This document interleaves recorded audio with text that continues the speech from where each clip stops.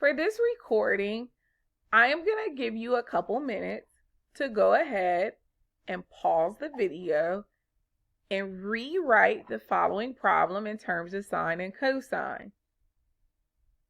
Then I want you to unpause the video, and the next footage that you'll see is the problem completely worked out.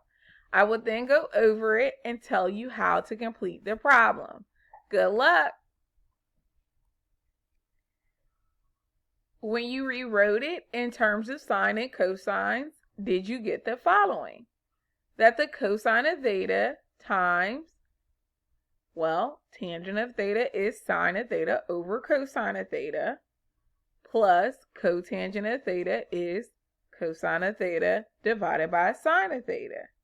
If you got that correct, good job. Now pause the video again, and I want you to try simplifying the equation. Now I'm going to give you a hint. You are going to be multiplying, right? All right, try it and good luck.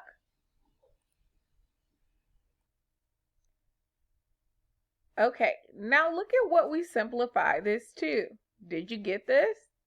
When you multiply the cosine of theta times the sine squared of theta over cosine of theta, the cosines will cancel and you'll be left with sine of theta.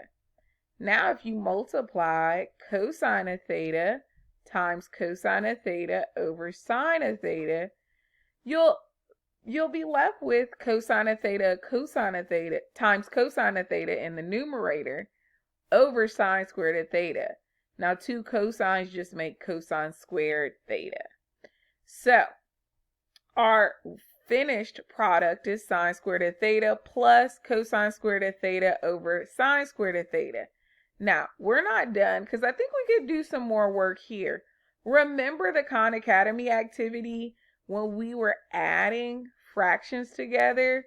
Well, look, this sine of theta is over a 1. We can combine these together and make one big fraction instead of having two separate expressions. Here we go. In order to have one big fraction, we need a common denominator. Our common denominator has to be sine of theta. That is the only thing that we have. We're not going to really care about the 1 because the 1 is just understood. So here we go. I'm going to write one big fraction, and underneath it, I know that I'm going to have the sine of theta. In the numerator, I will do what I need to do in terms of our Khan Academy assignment, which said that we had to multiply both numerator and denominator by the common denominator. So since sine of theta does not have sine of theta in the denominator, I'm going to multiply top and bottom by sine of theta. And notice what I would get. I already got the bottom part, sine of theta, but in the top what I would have is sine of theta times sine of theta, which means I would have sine squared theta in the top. Okay, on the other side, I'm going to bring my plus sign down to our big fraction that we have together. On the other side, I don't need to multiply top and bottom by sine of theta because sine of theta is already in the bottom of this fraction. So I'm just taking the numerator by itself, which is the cosine squared of theta. Now, I could say we are almost done, but look at this, guys. In the numerator is that an identity that we know. Sine squared of theta plus cosine squared of theta. What is that equal to?